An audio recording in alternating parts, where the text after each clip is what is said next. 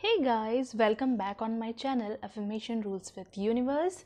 Myself Sona and last time हमने video में देखा था ग्रेटफुल होने का स्ट्रॉन्ग प्रोसेस और आज हम उससे आगे की टॉपिक पे चर्चा करेंगे. इट मीन्स मानसिक तस्वीर देखने का स्ट्रॉन्ग प्रोसेस.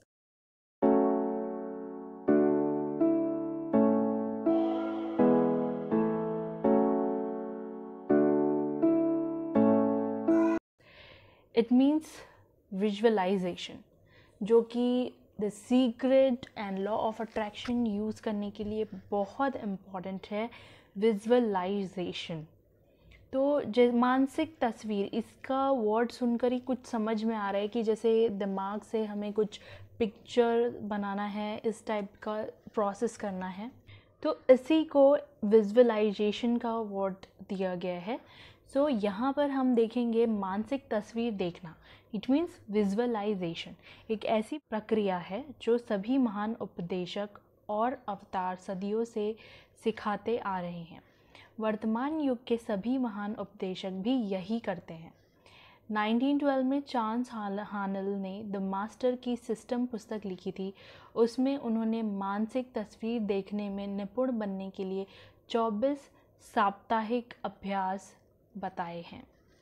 इससे भी ज़्यादा महत्वपूर्ण बात यह है कि पुस्तक विचारों का स्वामी बनने में आपकी मदद करेगी. ये जो बुक मैं पढ़ रही हूँ आपके लिए, ये आपकी बहुत ज़्यादा मदद करेगी. जो मानसिक तस्वीर की प्रक्रिया की प्रबल शक्ति का कारण यह है कि जब आप अपने दिमाग में मनचाही चीज़ों के साथ अपनी तस्वीर उत्पन्न करते हैं तो आपके मन में ऐसे विचार और भाव जागृत होते हैं जैसे वे चीज़ इसी समय आपके पास हैं. ऑब्वियसली अगर हमें एक कॉलेज में एडमिशन लेना है और हम विजुअलाइज़ कर रहे हैं, मटेरियलाइज़ करने की कोशिश कर रहे हैं कि वो चीज़ अभी हमारे पास मौजूद है, हम उसी कॉलेज में पढ़ रहे हैं, तो जब हम ये बैठकर मानसिक विचार से विजुअलाइज़ करते हैं उस टाइम तक हमें ऐसा लगेगा कि सच में ये हो रहा है. इसी का मतलब होता है विजुअलाइजेशन, जो कि इस लॉ को यूज़ करने में आपकी बहुत बड़ी मदद करेगा. और actually this is the very important thing कि आपको विजुअलाइजेशन करना सीखना होगा. अब आकर्षण का नियम इस सशक्त संकेत को पकड़ लेगा और उन तस्वीरों में दिखने वाली चीज़ों को उसी रूप में आप तक पहुंचा देगा जिस रूप में आपने उसे अपने दिमाग में देखा था.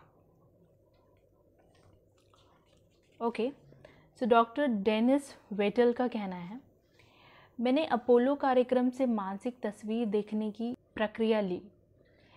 अभी 1980 तथा 1990 के दशकों में ओलंपिक कार्यक्रमों में इस संस्थागत बनाया. हमने इसका नाम विजुअल मोटर रिहर्सल रखा. ये वो कुछ टेस्ट कर रहे हैं विजुअलाइजेशन प्रोसेस को चेक करने के लिए कि क्या सच में ऐसा होता है. जब आप मानसिक तस्वीर देखते हैं तो आप उस चीज़ को साकार कर लेते हैं, उस चीज़ को अपना लेते हैं, पा लेते हैं. यहाँ मस्तिष्क के बारे में एक रोचक बात बताई जा रही है. हमने ओलंपिक एथलीट्स से कहा कि वे सिर्फ अपने मन में दौड़ने की कल्पना करें.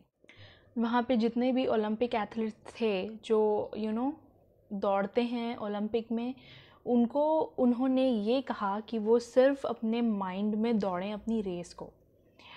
हमने उनके शरीर पर आधुनिक बायो फीडबैक मशीन फिट कर दी और उनके पूरे बॉडी में मशीन लगा दिया.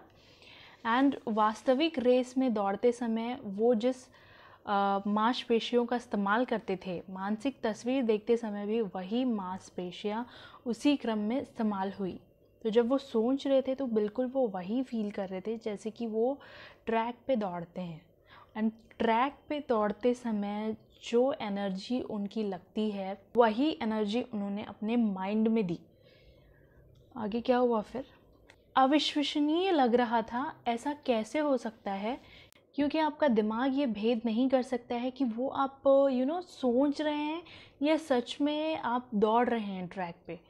तो अगर कोई चीज़ आपके दिमाग में है तो वो आपके शरीर में भी होगी. तो जाहिर सी बात है, अगर आपको फ़ीवर नहीं है और आप बार बार फ़ीवर पर सोच रहे हैं कि आपको फीवर जैसा लग रहा है, तो क्या होगा, थोड़ी देर में आपको सच में फीवर आ जाएगा। तो ऐसा होता है। एंड आविष्कारकों और उनके आविष्कारों के बारे में सोचिए, राइट बंधु और हवाई जहाज़, या हवाई जहाज़ के बारे में अगर आज हम सोचते हैं तो बहुत अजीब लगता है, लेकिन जब ये बनाया गया होगा तो उन्होंने तो बिल्कुल उम्मीद ही नहीं की होगी कि कोई ऐसी चीज़ भी हो सकती है।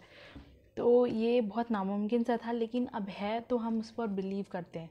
लेकिन वो कितना नामुमकिन सा है कि क्या ऐसी कोई चीज़, इतना हैवी चीज़ क्या हवा में उड़ सकता है। So it is really very interesting कि ये कैसे हुआ होगा फर्स्ट टाइम। तो जॉर्ज ईस्टमैन और फिल्म, थॉमस एडिसन और बिजली का बल्ब, अलेक्जेंडर ग्राहम बेल और टेलीफोन। हर चीज़ के आविष्कार या रचना का इकलौता तरीका यह था कि एक व्यक्ति ने अपने मस्तिष्क में उसकी तस्वीर देखी, उसने स्पष्ट तस्वीर देखी। जब वह तस्वीर उसके मस्तिष्क में बैठ गई तो ब्रह्मांड की सारी शक्तियाँ उस चीज़ को उसके माध्यम से दुनिया में ले आई। सो ये कितना पावरफुल फीलिंग रहा होगा, क्योंकि हम अपनी लाइफ में अपनी प्रॉब्लम से ही नहीं निकल पाते हैं, और वो लोग कितने महान रहे होंगे जिन्होंने इतनी बड़ी बड़ी चीज़ों की तस्वीर अपने दिमाग में देखी, और उन्होंने सिर्फ तस्वीर नहीं देखी बल्कि उन्होंने उसको मटेरियलिस्टिक फॉर्म में लोगों के सामने उसका प्रदर्शन किया। So it's really very great thing, अपने आप में एक बहुत बड़ी बात है ये लोग रहस्य जानते थे, अदृश्य में इन लोगों की पूर्ण आस्था थी। वो जो चीज़ उनको नहीं भी दिख रहा है ना, उसमें भी वो बहुत विश्वास कर लेते थे। वे ब्रह्मांड का लेवरेज करने और आविष्कार को मूर्त रूप में साकार करने की अपनी आंतरिक शक्ति को जानते थे। उनकी आस्था और कल्पना के कारण मानव जाति का विकास हुआ। आज हम बिजली यूज़ कर रहे हैं, टेलीफोन, फ़ोन, मोबाइल यूज़ कर रहे हैं, कंप्यूटर यूज़ कर रहे हैं, ना जाने कितनी सारी चीज़ें, washing machine, plane, trains, vehicles, 4 wheelers. इस सब की तस्वीर पहले लोगों ने अपने दिमाग में देखी है, और इतनी शक्ति के साथ देखी है कि अदृश्य में भी उन्हें वो चीज़ हकीकत लगी, और तब जाकर ब्रह्मांड ने उन्हें संकेत भेजा कि ये हो सकता है, ये रियल बन सकता है। एंड उन्होंने उसके बाद वो चीज़ को दुनिया के सामने पेश किया। तो गाइस, हम अपनी लाइफ में अपने लिए क्या कुछ नहीं कर सकते? बहुत कुछ कर सकते हैं। यस, हम हर दिन उनके रचनात्मक मस्तिष्क के आविष्कारों का लाभ उठाते हैं। बिल्कुल सही बात है। हो सकता है आप यह सोचें कि मेरे पास इन महान आविष्कारों जैसा दिमाग नहीं है।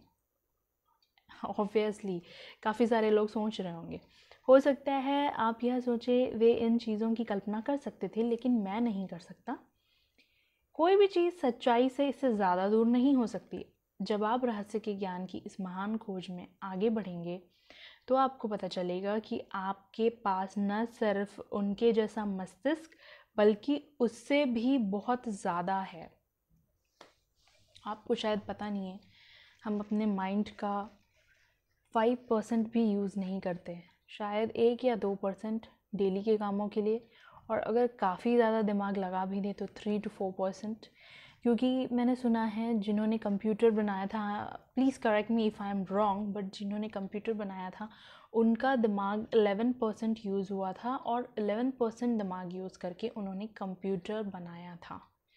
तो अगर आप 100% माइंड यूज़ करते हैं,